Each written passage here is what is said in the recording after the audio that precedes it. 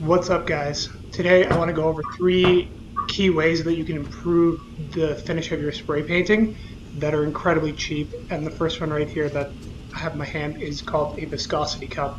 It's basically a cup with a funnel for a bottom, and you mix your paint up. You're going to fill the cup with it and then time how long it takes for the paint to run out of it. And this is going to give you a basis for either how much you're going to thin your paint or what size tip you're going to use for your gun, depending on what you have. Like in my turbine gun, I've only got one tip, so I'm going to aim to hit a certain viscosity so I can use this paint in that gun. But you can do it other ways as well.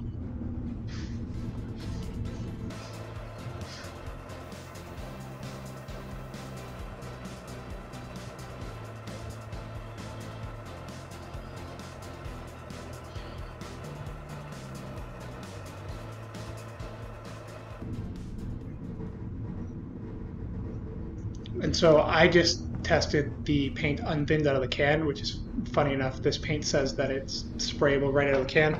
It's definitely not sprayable with the tip that I have in my turbine gun because I aim for 35 seconds with the tip that I have. And so I'm going to pour some of it into a smaller can, which I can then mix and get the right viscosity for my gun that I've tested and found works well for me. And it does work well with this paint. Some paint you're going to end up thinning too much and you'll need a different tip. And I've run into that, but I'll just spray it in my airless instead of buying the tip for this gun because I just don't want to buy tips for it right now. Whatever. And so here I'm thinning it, and then I'm going to run it through the viscosity cup again just to see how long it takes, and then adjust, either thin it a little more or pour a little bit more paint in to thicken up the mix a bit. And that's why I did it in a separate cup, so that I have the ability to mix back and forth and get to the viscosity that I want, instead of, if you mix too much thinner water, in this case it's water, with your paint in the larger can, then you're going to be stuck with that unless you have another can to pull from to make it thicker again. So I'm just giving it a thorough mix, and then I'm going to run it through the viscosity cup again and see what I have, and then adjust from there. And on this one, I was actually a little bit too thin. And that's the thing, is like when you're just pouring and guessing, you're rarely ever going to get it perfect.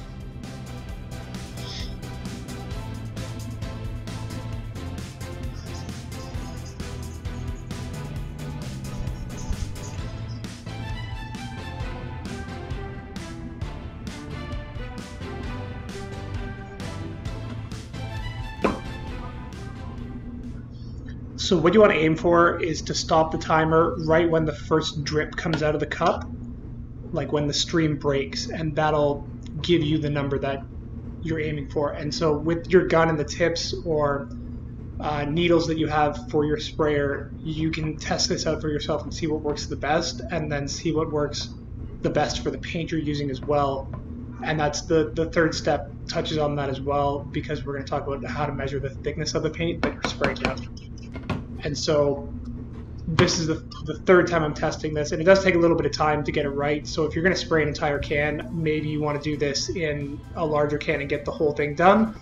But temperature also has an effect on it, and so that's why I'm doing a little bit at a time, because I'm doing this in my basement of my house. I'm refinishing my kitchen, and I'm not always able to have the air conditioning on or have it, low humidity, because the air conditioning is on. And so I've got close enough to what I want that I'm going to be able to spray this consistently. The next tip, and this should go without saying, use a paint strainer. I buy these 100 at a time. They're dirt cheap. They're super fine. I only use one, I use one to fill one cup each time I fill the cup. They're that cheap, but they're definitely worth it, because no matter what you do, and that's why I'm not worried about mixing in an old dirty can or using a piece of trim for a stir stick, because I'm going to run it through a strainer, and anything that contaminates it from those, in terms of like particles, dust, dried paint, is going to get filtered out of it, and I'm going to get a clean spray. It's really important, and every time I forget to do it, I kick myself in the butt for forgetting to do it, because my paint job just isn't as good as it could be. There's inclusions every time I don't strain the paint.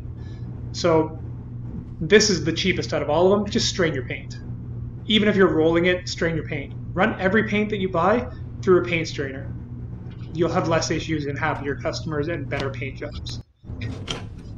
The last tip, and this is something that not a lot of people use, but if you want consistency and you've already gone through the whole process of finding out the viscosity of your paint and thinning it to the right proportions to get the paint the right thickness, you might as well check if you're spraying it too thick to get the finish you want.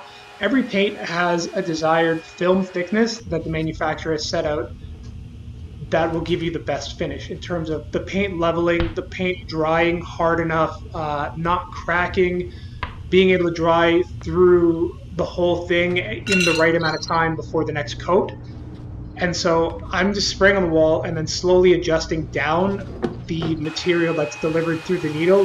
That dial on the back adjusts the width of the fan, but also adjusts the amount of material that's coming out of the needle. It doesn't let the needle go out far enough.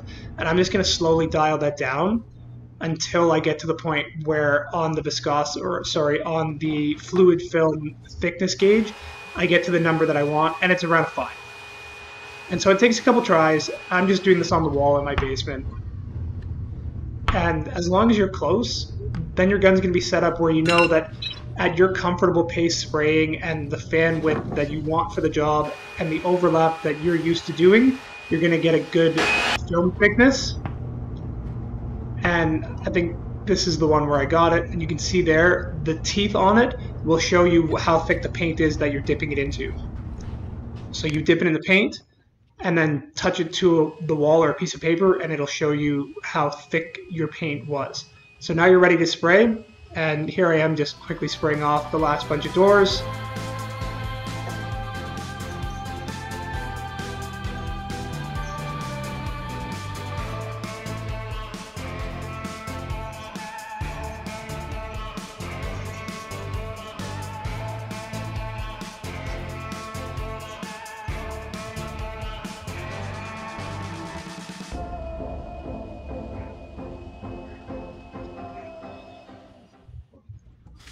And so if you've made it this far, here's a little secret tip. If you're using spray paint, you're not always going to be able to thin the paint or strain it, but you shouldn't have to strain spray paint. And so the tip is, get some hot water, warm water, leave the paint in it for 5 minutes. Your paint is going to be thinner because you've changed the viscosity, and it's going to spray way better. I don't always have the need for an entire gallon of lacquer or clear lacquer or high gloss black or any of the colors, and here I am touching up a guitar for a friend of mine. So this is just a high gloss clear that I found all the lacquers that he had in these cans just weren't thin enough to actually spray out of a normal spray can at room temperature. And you'll find that with spray paint, it's just not made to spray out of or with lacquer in a spray can, sorry, it's just not made to spray out of an aerosol can. But if you warm it up just a little bit, you're actually going to have way better results, and it dries much better when it's warmed up as well. So if you guys stuck around to the end, thanks for watching. I hope you guys enjoyed this, and I hope it helps a few people get a slightly better finish on their paint, and it's worth your while because these are very inexpensive tools.